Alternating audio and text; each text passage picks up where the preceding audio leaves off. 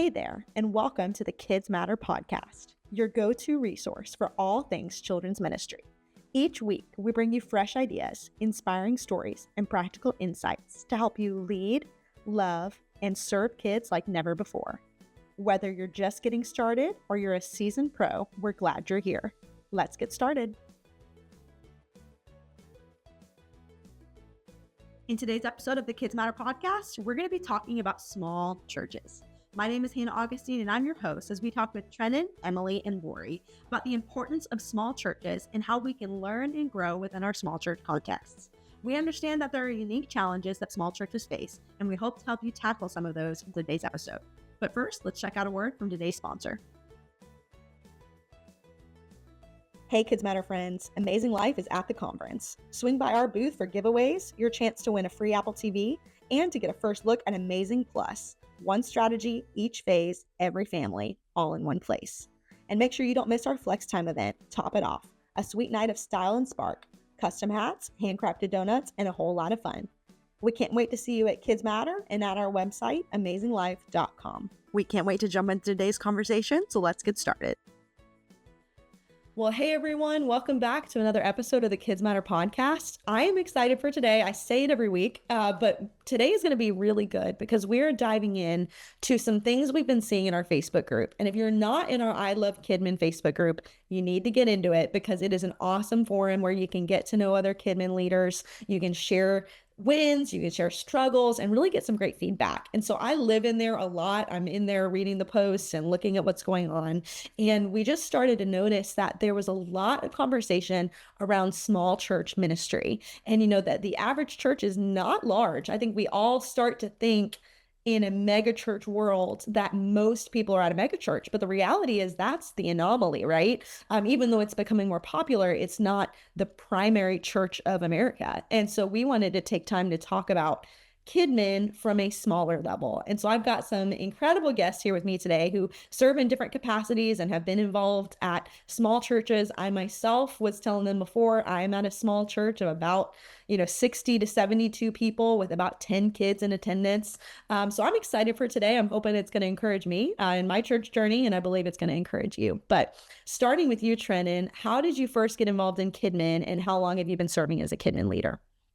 Okay, so I first got involved when I was about 15. I was going to church on a Wednesday night, and I got tricked into serving by some of our Wednesday night people because somebody had called in and they saw me walking by and they're like, "Hey, you're young, help us out." And so I started helping out I had to come up with games and I had to change the parentheses on our overhead projector. That should tell you that that's been a little while and we weren't quite up to date. But from there, I started serving on Sundays, and I've actually been at it now, and I calculated up for 22 years, which is crazy to me. But the last 8 or 9 of those years, almost 9 of those years, have been full time, which I found funny because originally I told God that I was going to be a youth pastor.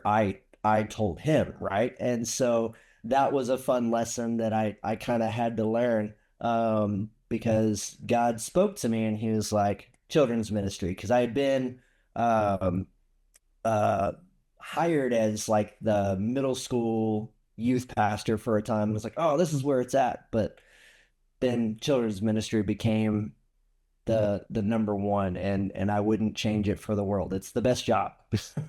I love that. Brendan and I actually met, we realized like 7 years ago, something like that, in a youth ministry leadership group. And we hadn't realized that we knew each other. And then we were on a KidzMatter like workshop, and he was like, wait, I was in the cadre. And we realized we'd been in the same leadership program at the same time. So funny how that works and how God brings, full circle. You never know who you're going to meet that you've met before. But Emily, tell us a little bit about you. How'd you get involved? So my parents have been involved in church since I was born, grandparents involved in church. So grew up around it, always there. And in about 6th, 7th grade, somewhere in there, I got to go help with crafts at kids camp. And then loved it from there. So went for a couple of years doing that. And then at about 2013, I think I was a freshman in high school, somewhere in there. We started a kids worship team. And then from there, by age 16, I was leading our kids production team, 18 interned. And then when I was about 21, I got hired on to be the kids director at our church's church plant. So just kind of got into it through parents, and then have been doing it ever since and loved every minute of it. But yes. And it sounds like you definitely learned as you went. My story, Yes. right? You learn on the job, like Trennon. Yep. It's like you learn as you go, and you build the skills, and here you are. Yes, definitely. Yep. And Laurie, tell us a little bit about what you do. Well, I'm going to age myself a little bit here, but I've been involved in a kids ministry for 30 years, if we're counting it as an adult. And if you're counting like the high school, college volunteering position, like it's been over 40.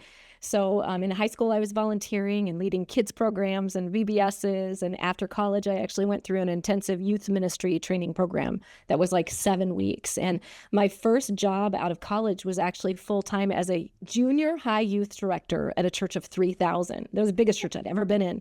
But I would not take the job unless it included 4th and 5th grade, because I knew, like, you can't get them in junior high. If you don't get them young, like, you can't. And so it was kind of interesting. This large church had a full-time senior high youth director, and they were adding a full-time junior high youth director, but they didn't have anybody specific in kids ministry. And that always stuck with me. So I lowered my job age level, but since then I've been on churches of staffs of all sizes, in all kinds of roles, honestly. But about 15, 20 years ago, I really fell in love with the smaller church ministry.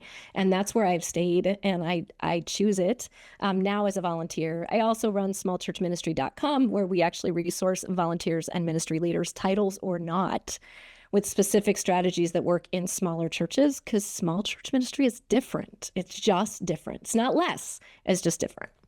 I agree. And I've seen, and we may talk about this, but I often feel that you can have just as much, if not more, of an impact in a small church environment, because you're able to know your kids personally, 100%. Be there for their families. You're able to, really invest, and there's a beauty to that. Now, you may not have all the resources of a larger church, but having been on staff, I've been on staff in a medium-sized church, at a large, mega church, and then now, being involved in a smaller church. I'll tell you, wherever you go, you feel like you never have enough resources. So it doesn't matter the size. It always feels like you need a little bit more. So don't be discouraged, right? Know that the Lord will provide what you need. Starting with you, Trennon, tell us a little bit about your church and your kind of church experience, the size, demographic, volunteer numbers, that kind of thing.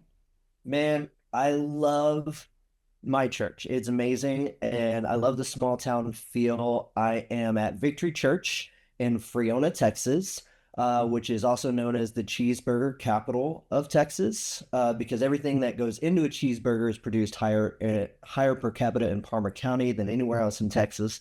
So, and I love cheeseburgers. Our best cheeseburger is probably found at a Mexican restaurant that we have down the road. That's awesome. Yeah, it's pretty crazy. Sorry, I got distracted by food. My church on a weekly basis has anywhere from about 150 to 200 people join us for our Sunday and Wednesday services, during which I have a children's team that covers nursery, our 3 to 5-year-old room, and our elementary room.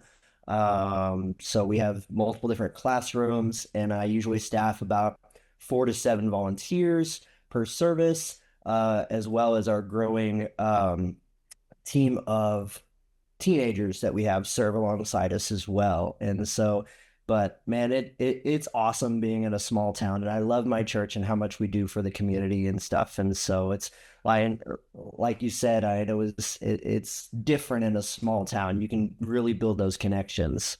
Yeah, I love that. Emily, what about you? So I'm at Discover Church in North Kansas City. So definite Chiefs fan here. Yes.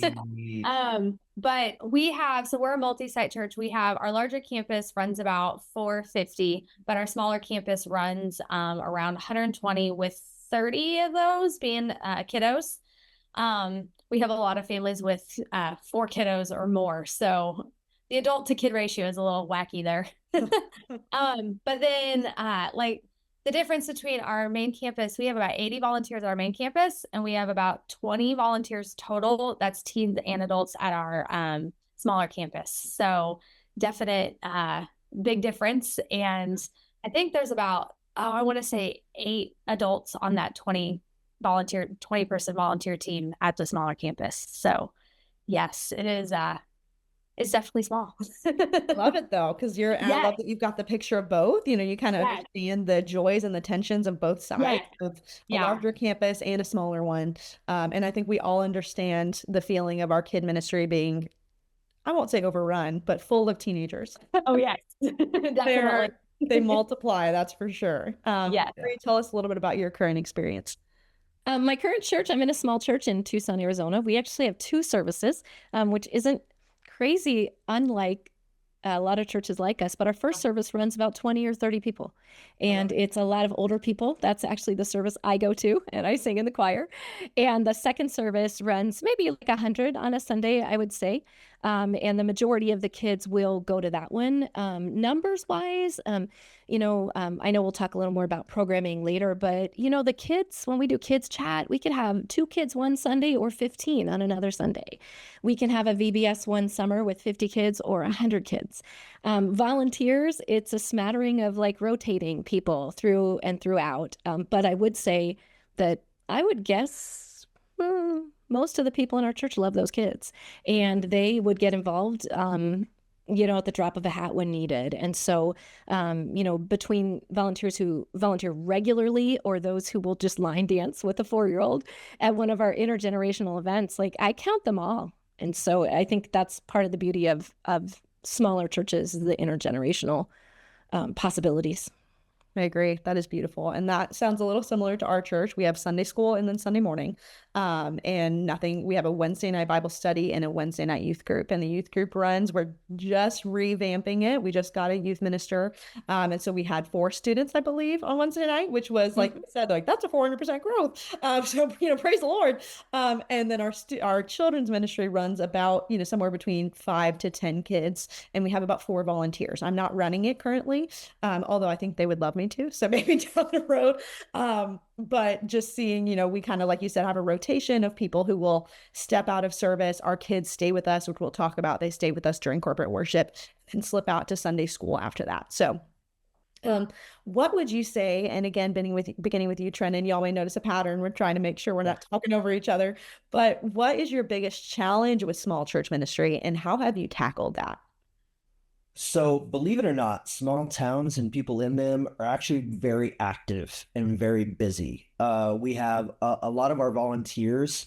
A lot of their kids are always involved in every sport because they have, 2, 3, 4. I have a family that has 5, 6 kids.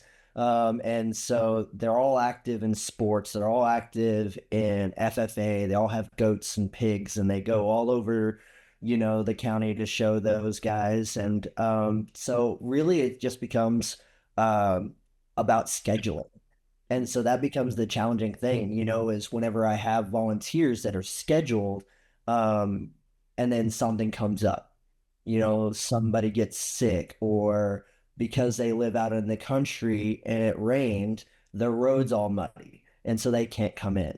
And so you kind of have to be able to be flexible. And one of the things, getting from the KidzMatter playbook, there's a plug for that, is having systems in place so that way when something goes awry, you can have a contingency plan. Yeah. And so I have contingency plans for like, okay, here are my backup people that I don't really schedule in kids ministry, but they're always there and they're willing to jump in just in case, or if I have to combine or whatnot. It's just making sure to have that contingency plan in place and having systems to make sure that happens. My Pastor Robert Kirby, he's very good about making sure that I'm on top of things.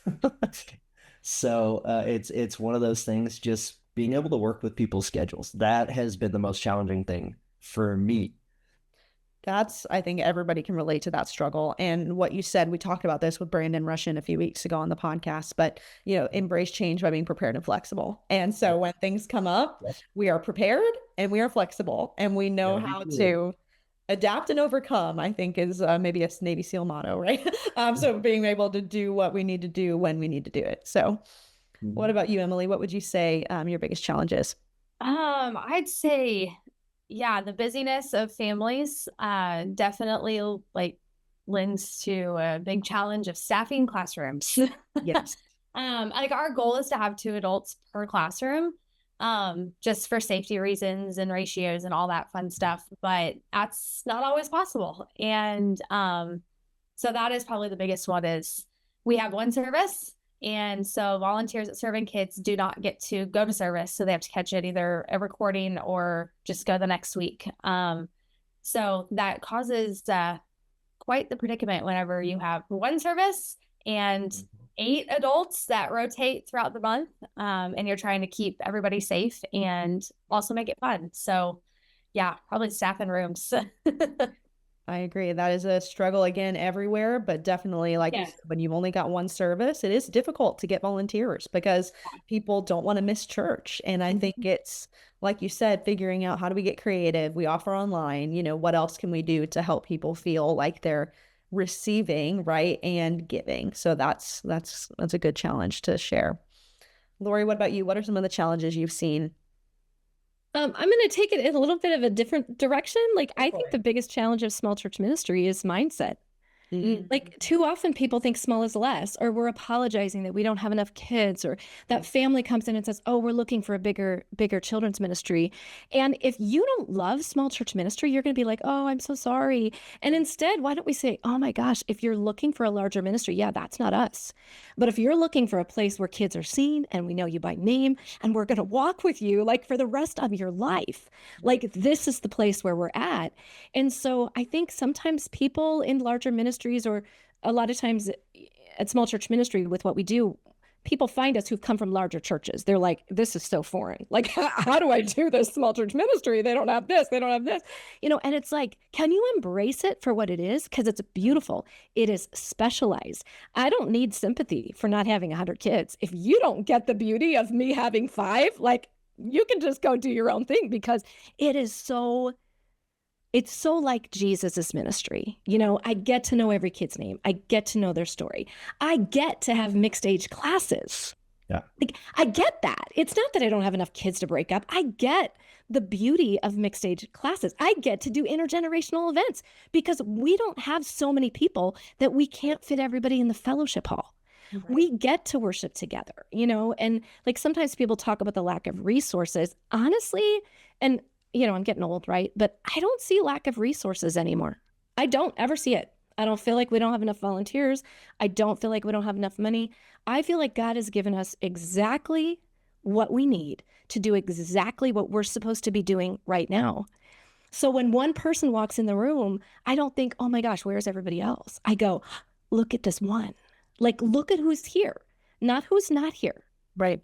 And at smallchurchministry.com, like interfacing with thousands and thousands of small churches, this honestly is probably the biggest shift. We've created resources, we've done conference. I think the biggest shift is seeing small not as a limitation, but as a gift, a specialization, and a calling. Because when you embrace that, I don't care where you're at or what ministry you're in, when you really embrace that, everything changes. Everything changes. So to me, the biggest challenge is mindset, not just for me or the leaders, but the parents, the kids, for everyone. Like, look at this gift. Like, this is awesome. So that is Small so word. powerful. That's good. Yeah, that is so powerful and so good. I think, that's something my husband and I have been, adapting to, and it's beautiful. Like coming in and we do fellowship time during the service. And so you get to walk around for 4 or 5 minutes and talk with people and to know most of them by name and to, oh, how is he recovering from knee surgery? Oh, how was your trip? How was, just all of those things that when you're in a larger church, again, there are beautiful things that large churches do. So we are by no means saying that there's something wrong with bigger churches, but there is such a beauty to what can happen in a smaller environment because there is, we were at our Bible study last night and we were going through every name on the prayer list. You wouldn't have the time in the world to go through every name on the prayer list if you were at a, massive church, but to go, okay, we can talk through the 20 or 30 people and just the beauty of that. So Laurie, very well said. I think we've already covered some of this, so I'll skip to our next question. Does your church, we already talked about how we break up our classrooms and age groups, but does your church offer Sunday school? And how does your church handle dismissal to kids' church? So that's kind of a two-part question, but I think y'all have even addressed that. But beginning with you, Trennon, how do you guys do both Sunday school and children's church? So we actually don't have like a traditional like Sunday school. So we are the kids are in their classrooms the entire time. So the parents come to church, they get their coffee, they drop their kids off, and they go to service. And so we provide different activities for like, for instance, in my elementary room, we have kind of a larger room. But we have Gaga ball, I've got carpet ball, I've got a whiteboard for them to draw on, and all this different stuff. And so they come in and we have a service for each kid. So we worship and like based on like the curriculum that I'm using, because I use different curriculums from Sunday to Wednesday. So sorry, I kind of lost my route in my little thing real quick. So one thing we do is because we split up into, I'm sorry, I got You're doing great. frazzled there for a second. Okay. So on a typical Sunday, we'll have, we welcome the kids in, we'll have worship, we have a game time, we have time of lesson. For our elementaries, for our little classroom, it really depends on the teacher that I have, because my different 3 to 5 year old teachers, they have different teaching styles, and I just allow them to flow in that because that's their gifting, right? And so also sometimes, because of the size of my elementary room, I'll have my fifth graders that I have a team of pretty great fifth graders that'll help teach small groups, and that really helps, especially if I don't have, if I'm not fully staffed with like adult leaders or teenagers that Sunday. It helps having fifth graders that can do it, because fifth graders are so amazing, and they're definitely an untapped resource for sure. And they're phenomenal, and they help lead, and they help, develop the other kids that are younger than them. And so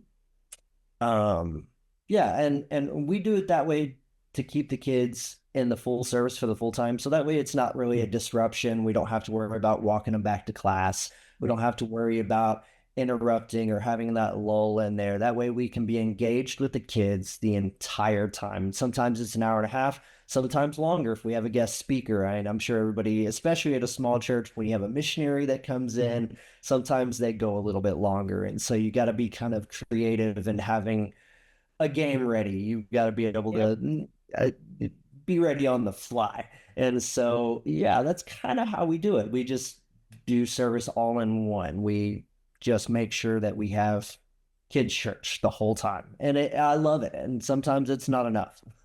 I love that it doesn't feel like enough because you guys are investing and impacting. That's awesome. Absolutely. Emily, what's your structure? And I'd be curious, is it different at your smaller church, at your smaller campus than the larger campus? So our larger campus has 2 services and they're identical. And then our smaller campus, since they have 1 service, it's kids church the whole time, and as similar as we can make it. Obviously volunteers lend a different flair to different things. And timing is a little different at that campus because it is live streamed. So there's about 10 extra minutes of extra time in their classroom. So very similar, like they check in, they have free play. Our curriculum is video curriculum. So they'll do a live intro, then video curriculum, and then live small group. And depending on how many kiddos are in a class, it could be small group, it could be like a large group. So if there's 10 kiddos or if there's 5 kiddos, they're all just going to do it together. And that's usually what we do, even at our larger campus, is the whole class participates. It's rare that we have more than about 20 kids in a classroom. So it's like, yeah, you can totally do like school setting. Everybody answers the question all together, and which is a lot of fun. But if we get more than that, we usually try and break up into small groups so they can be a little more personal. But yes, definitely everybody's all in kids church from the start of the service. So yes. Awesome. Laurie, what about you? What is your church kind of model? Our kids are in the service with us, and during the school year, they do get dismissed for kids chat. So we don't have a separate service for kids. We don't have a separate all Sunday school. During the summertime, the kids are with us the whole time. It's a hoot. The nursery room is open in case people want to go back or grab a toy, but it's typically not staffed. Sometimes it is, just depending seasonally what we have and how many younger kids we have. But during the school year, kids always look forward to this because the kids are with us during all the worship, which they love singing with their families and things. And then before the pastor preaches, he says something like, "Hey, you guys, Phyllis is in the back. Go join her for kids chat." And everybody runs out and they go back to the fellowship hall. And as I said earlier, it could be 2 kids. It's usually like 5, 6, 7, 8, maybe 10. But we've had upwards of 20 before. So it's really casual. They have a lesson, they have a snack. There's rotating volunteers. And then my favorite part is the teacher usually has a helper who's kind of keeping an eye on the service, and the kids come back in either at the end of communion or it's random. Like they'll be running into the middle of a song. Sometimes they join their families, and for the very last worship song, there is a basket that's put up front with a whole bunch of percussion instruments, and the kids get to come up and play percussion up in front. And it is the older people love it, the younger people love it. The kids who are shy kind of sit there and like they hit their little tambourine, and the other kids are up here with maracas, and the kids who have like different abilities. It is such a community time. It is beautiful and so special. And so so we're literally ending the service with the kids like doing it out. It's so fun. So that's how we handle Sunday mornings. Oh, I may have to steal the percussion instruments at the end. I cry sometimes. Like, it's so beautiful. That is so powerful. And I know our church probably is the most similar to yours, Laurie, in that we have the kids staying for corporate worship. And then some weeks we have children's church, and some weeks we don't. It kind of depends on whether there's a volunteer. And so some weeks the kids stay in with us. We're just launching more of a nursery program and trying to get that staffed because we are seeing we have several families that have had babies recently. And while they're welcome in the auditorium, sometimes they're not happy to be in the auditorium. So making space for them to have job security. That's true. They're continuing to come. But we make room for them in the nursery, and then our classroom happens when we have someone available. So some of you may relate to that. I've seen in the Facebook group, hey, sometimes we have kids church and sometimes we're a family Sunday. And I know some of you do it intentionally. There are churches who I know do it on the 5th Sunday or the 4th Sunday where that's family church. For us, the pastor will get up there and just say, "Do we have children's church today?" And if they do, we sing Jesus Loves Me as they leave. And so that's always fun. We just sing together as the kids leave and kind of celebrate them. And then, like you said, Laurie, they come running back in at some point. So whenever it gets close to the message being done, they appear back. But it's beautiful because, like my mother-in-law and I've had conversations about this. I think when kids can be in big church, it does help prepare them for when they're in big church, so I think there's a balance of, it's beautiful to have children's church full time. And that is a privilege and a wonderful ministry. And then there's also beauty in knowing, hey, they're in big church and they're with their families and they're learning how to sit through a sermon and how to engage with the worship and things like that. So thank y'all for sharing about that. Hey, KidzMatter listeners. This is your reminder that the KidzMatter Conference is coming up October 7th, 8th, and 9th in Evansville, Indiana. This is an incredible opportunity to connect with leaders, worship our God, and develop your skills through our incredible breakouts. We are so excited for this opportunity that we want to extend the ability for you to invite up to 3 people to attend the KidzMatter Conference with you for free. If you've already purchased a ticket, all you have to do is visit kidzmatter.com/invite and get the code to share with your friends and family. We'd love to see more people join this movement, so share the code and join us for the KidzMatter Conference 2025. We'll see you there. One of the questions that we see in our Facebook group, and I know Trennon, you mentioned this, so I don't know where everybody lands with a Wednesday night or a Sunday school.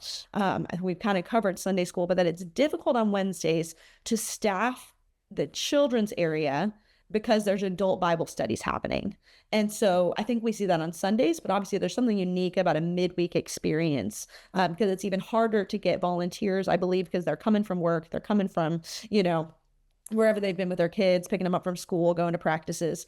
How do you in your church, if you have a Wednesday night, so I'll start with you, Trennon, I know you do, how do you handle that? How do you recruit and then retain those volunteers and kind of keep them with you? So one of the neat things that we do on a Wednesday night is we actually provide a family meal. So we actually have a team of ladies that are on a rotation, and they come in and they cook a meal for anybody that comes on a Wednesday night. For they usually plan it for about 60 to 80 people, which is about how many people we have. And so we start serving our meal at about 5:15, and our services are at or it starts at 6:30. So one of the neat things that this enables us to do is it allows families to go straight from school or straight from work to church without having to cook a meal. And so they get to come, they get to eat, and they get the fellowship. And then at 6 o'clock, I open my kids' doors. They get to come and play and hang out. And one thing that we've done on Wednesday nights is I actually have, for my 3 to 5 room, is I actually have 2 paid staff that come in, and they come in and they're only paid for Wednesdays, and they come in and they serve for a couple hours, and that really helps. And then whenever I need help on a Wednesday night, for instance, the start of last school year, I did a curriculum called KidMin Roadmap, and they have like these midweek clubs. And so we did like a science kind of a club, and I had like all kinds of object lessons and, crafts, and, they get to do the Coke and the Mentos and all the fun stuff, right? And so I needed help with that because I had about 30, 40 kids coming. And so I had some volunteers that I rotated out. So they would serve maybe once a month with me on a Wednesday night. And so just kind of catering to their schedules, and knowing the people in your church, knowing their availability, and knowing that it can change at the drop of a hat, and just being able to adapt and overcome. Like, for instance, whenever I was doing my little science stuff, there was one week where I needed help, but I had a volunteer that wasn't going to be able to help me. And so that Wednesday afternoon, I had to flip the script and, do the next week instead, and kind of flip the weeks. And it's just being able to adapt and overcome and all that. But that really helps. Wednesday nights are actually pretty successful. I actually have several kids from other churches that come to my church on a Wednesday night, because their churches don't provide a Wednesday night service, Cool. and you're known as the fun church. Come on. For some reason, I don't know why, but we do some pretty cool stuff. And so it's really neat to be able to have that engagement with other kids from other churches too. I like what you said about the rotation, and that comes back because it's really the same, challenge you encounter on a Sunday morning when you only have one service. And it's just looking at what would it look like for the adults that are in Bible study to serve even once every 6 weeks. It does, if you can get enough people, it doesn't have to even be once a month. If you can coordinate and work with those who are leading your Bible studies, who are leading, your senior pastor, whoever is overseeing those Wednesday night activities, and having a little sign up roster. And then maybe if there's materials from Bible study that week, sharing that with them, and making sure they receive those materials, that they kind of get a summary of whatever happened in study. And I love the idea of that family meal. I know we did that some for our VBS when we did our VBS this last summer, and having that meal for volunteers and meals for families, it lifts the lid of some of the, and excuse is a harsh word, but some of the obstacles that keep families from coming, and volunteers. It's a game changer. It's a game changer for sure. And I'm sure there are some ladies and men in your church. We had one of our volunteers' husbands made like all this food because he loves to cook and grill and make brisket. And so he did one of the nights, he owned it, and it was amazing. That's awesome. Emily, I can't remember. Did you guys say you had a Wednesday? No, and I forgot to say this earlier, since we're portable, like it is Right. Sunday morning. And I think a lot of people relate to that. Yes. That has its own challenges for sure. Oh, yeah. What would be, on that vein, what would be one lesson, and this was off the cuff, so one lesson that you've kind of learned as you've overcome challenges in portable? What would you say to a small church that's portable? So the struggles that we've had with like our smaller campus just being portable is it is like the same team week in and week out. And so I like that I have a kids coordinator that oversees our smaller campus, and she's like, it's just the same people every week. What do I do? I'm like, you've got to invite people. They've got to bring their friends along. Like we've got to get some new blood in here. And they do that. And we just got a campus pastor too, so that's helping some things. Yes.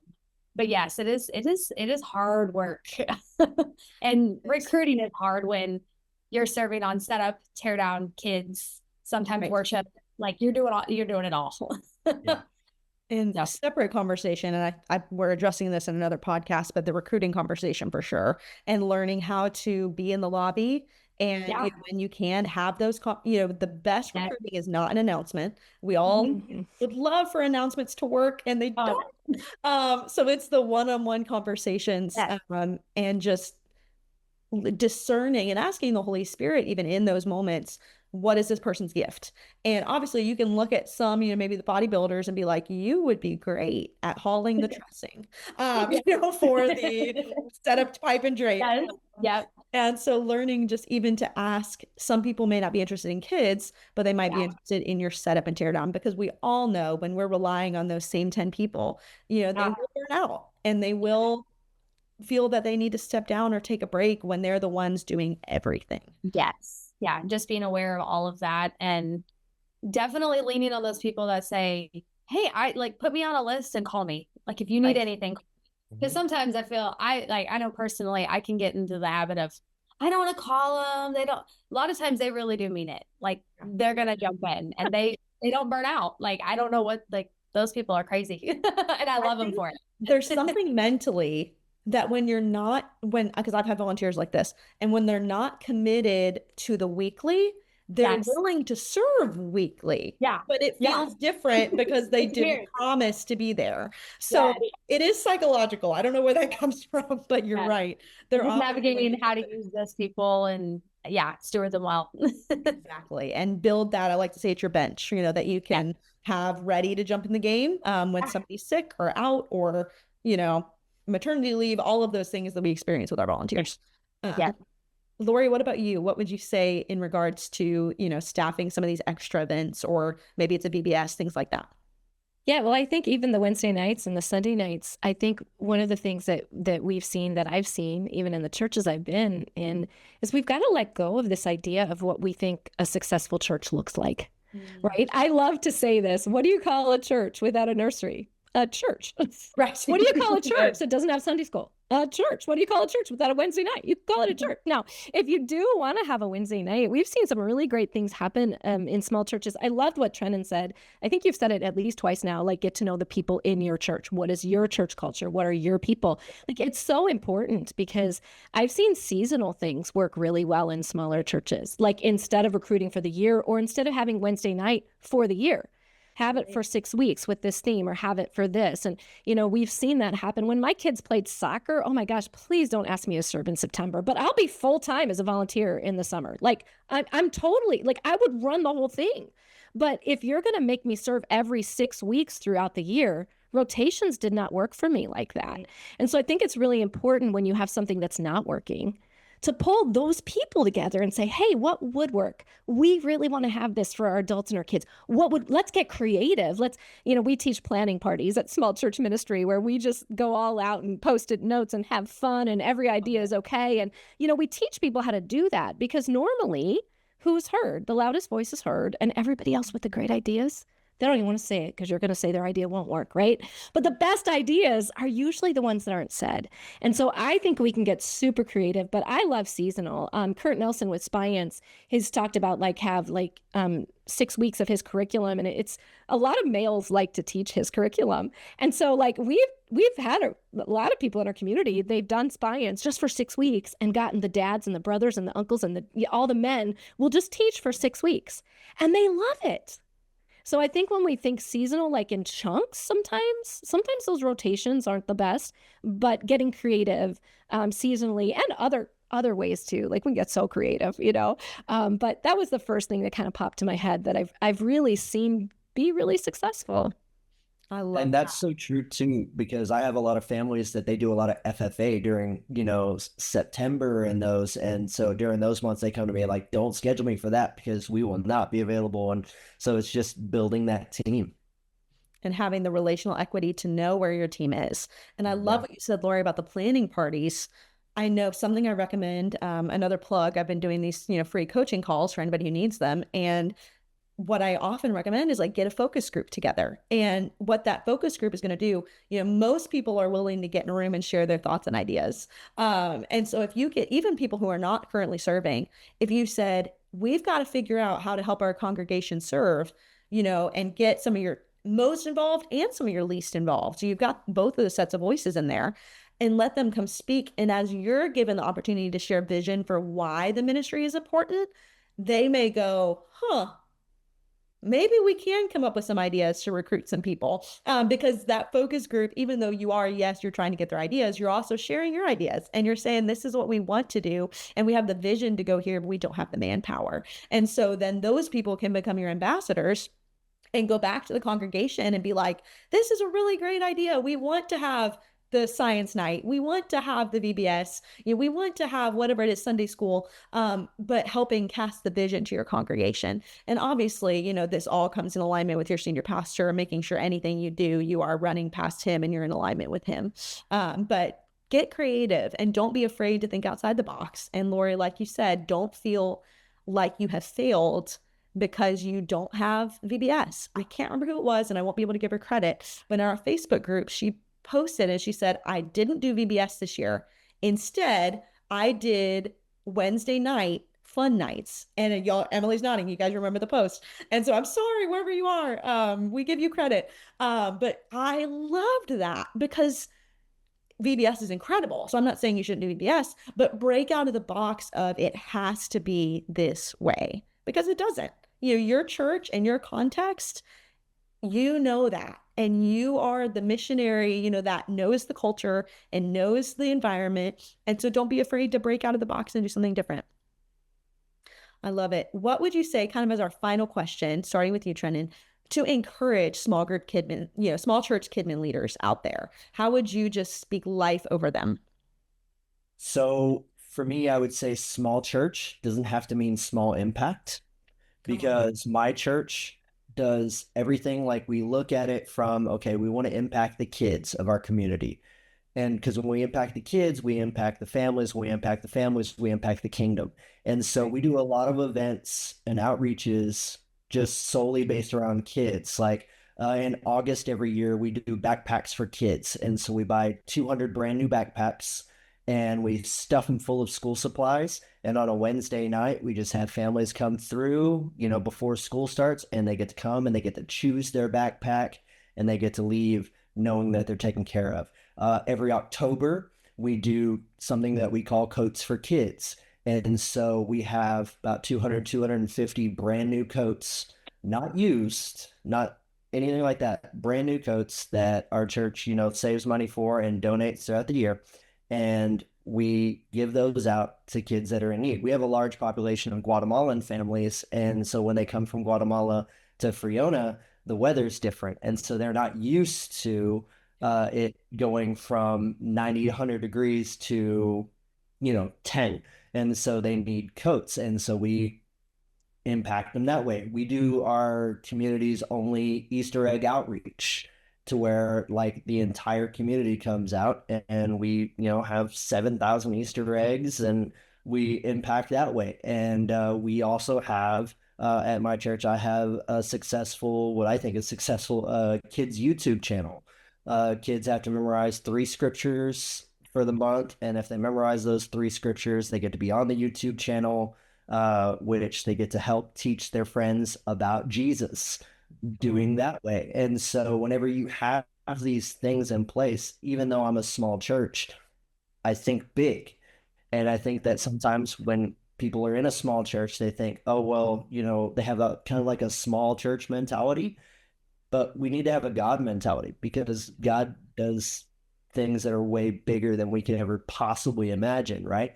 And so whenever we dream big, we can make things happen, especially whenever we have a clear vision. And our vision is to love God and, to love these kids into a relationship with Jesus, and to grow spiritually and to live generously. And so those are our core values that we really try to teach and impact our community in that way, even though we're a small church. One thing that Jeannie Mayo said, plug for her, is that if your church was to disappear today, would your community notice tomorrow? And so that's one of the things that we try to keep in mind. Okay, would our community miss our church based on how we are involved in our community? And so that's one of those things that I would just encourage small church kids pastors or just small churches in general, is that you can have a big impact. Just live like Jesus. I love that. Small church, not equal small impact. That's Exactly. quotable right there. Trennon Roye. That's good. All right. Put it on a t-shirt. Exactly. Emily, what about you? What would you say to encourage our small church KidMin leaders? It is hard work, but it is so worth it. That's what I tell my kids coordinator that all the time. I'm like, it is going to be hard work and you're going to hit walls. But God's got you. And, whether you have a handful of volunteers and a couple kiddos, like you're still impacting those kiddos for eternity. And, yeah, we like community impact too. Like we do these fun summer pop-ups and just get our families just out in the community to meet other families. And a lot of times it's at a snow cone shack or we bring popsicles to the park. And it is just so fun getting to know our families and yeah, just seeing them. Like we're giving them invite cards so that they can impact the community too. And just like God's got this and He's going to grow it on His terms. And if you're meant to be small, that's where God's got you. That's right. Something my dad said recently that was encouraging when we were talking in the context of small church. He said, everybody says healthy things grow, but it doesn't have to mean grow in size, right? It can mean grow in depth. It can mean grow in breadth, in reach, in impact. And so we don't want to just focus so much on, is my congregation growing in number, but are they growing spiritually? Are we impacting the community? So great encouragement, Emily. What about you, Laurie? I just have to respond to healthy things grow because I'm about to gets me so triggered. Okay, Jesus' ministry went from 3,000 to 0. He's dying on a cross. Everybody left him. Healthy things don't always grow in our lifetime. Can we just let that be? Let it go. Like, you can have the healthiest ministry. You could have a healthier ministry than the big church down the street. Yes. And be smaller and die on a cross. Like, I just have to scream that because there's way too many people who find us at small church ministry and they're pastors who have served faithfully and ethically and with integrity and with deep relational modeling. And they feel like failures because of that teaching. You know, if small church coaches were around today, man, they'd be all over Jesus. I can tell him how to do better. So can we, I just need to throw that out. Okay, let me go back to the question. What would I say to encourage small church KidMin leaders and volunteers? I would say stop apologizing, stay healthy, and know that God's at work now. Mm-hmm. He is working now. Like a lot of times people say, well, if God was at work, my church would be growing. Totally not true. That is not the God I serve. Right. God is at work even when we don't see it, even when we don't realize it. And if you open your eyes, what God has in front of you is exactly what He's doing. And sometimes it's in our heart. Sometimes it's in the people we connect with. Sometimes it's with that one kid that seems like you're not connecting. And 20 years later, they reach out and say, you made a difference in my life. I had that happen with a kid I thought hated me. Could not believe it. Never thought I connected with her. And so God is at work right now. Like we throw out for such a time as this. What if today is for such a time as this? What if the Sunday school where one kid shows up? What if the church that can't seem to support itself is for such a time as this? Like, I think that is the God that we serve. And I think that's what we should be walking in every day.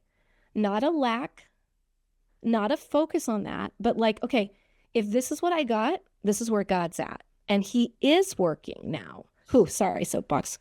No, that was a beautiful soapbox. And you're absolutely right. And that's, I think what my dad was communicating was like, we get caught up in this, growth is required mentality and let that go and live in a place of God is moving. And look, one of the things we did at my last church is we had to every week share a story or multiple stories of what God had done. And it made they talked about being like treasure hunters, story seekers, because when you start looking, all of a sudden you see it everywhere. And so become story seeker, a treasure hunter, a God looker, right? Who's saying, where is God in this? Like, what is God doing in my church Yes. and in my life? And Yes. recognizing it beyond what is obvious and going, Yes. what are the subtle things that maybe I've not been giving God credit for, that our glory is due to him, because it is a powerful move of God, whether that's in your Yeah. community, in your church, in your own life, and in your kids. And like you said, Laurie, we don't know the impact that we have, and most of us will never know. When I left my church in Florida, it broke my heart only because I knew most of those kids wouldn't be able to find me as an adult. They're not going to find me on Facebook. They don't have my phone number, and so I won't see them again. And knowing, though, one day in heaven, right, we're going to get to hear the impact and see all that God did. And you may not know it now, but hang in there. Because what you're doing, and I come back to, again, when we did VBS, I used to run VBSs of, upwards 200 kids, and then coming here, and I think we had 35 or 40. And I loved it because the impact of the relational connection, again, I loved the 200, but the relational impact of 15, 20 volunteers with a ratio of 35 kids, like that is powerful because you were able to just have this incredible impact. So be encouraged that you are making a difference, whatever size your church is. I think we're going to have to bring this small church conversation back. So definitely stay tuned because I think this is a big need. So we'll probably address this again in the podcast. But all of you who are here, Trennon, Emily, Laurie, thank you for your time. And I would love, Laurie, would you be willing to pray us out and pray over these leaders? 100%. Sure. God, just thanks for being here with us today. Wherever anyone is listening from, whether they're in their car brushing their teeth or supposed to be working. Lord, just meet us right where we are in this moment, and let us see you at work. That's our whole job, is to join you. Take away all the thoughts in our heads, all the thoughts of what makes us successful or a church successful, because we know you're holding the church together. Thanks. We could drop everything and your church still remains. Amen. Amen. Beautiful prayer. Thank you all. And we're looking forward to seeing you guys at our next episode. Have a great day. Bye. My favorite part of today's conversation is when Trennon said that small church does not mean small impact. I hope you can receive that today. Whether you're at a small, mid, or large size church, God is doing something incredible in and through you as you show up faithfully week in and week out. I believe you're making eternal impact in the lives of your kids and their families, and that you and your church are positioned to make an impact on your community. Don't forget that you can visit Amazing Life at our KidzMatter conference October 7th, 8th, and 9th. You may have a chance to win an Apple TV, and you can learn more about Amazing Plus. You can also visit AmazingLife.com to check out everything that they're offering. If you haven't yet gotten your tickets for the KidzMatter conference, you can do that at thekidsmatterconference.com. It's not too late, and we would love to see you there. Have an amazing week, and we'll see you soon. Thanks for watching. Don't forget to like and subscribe.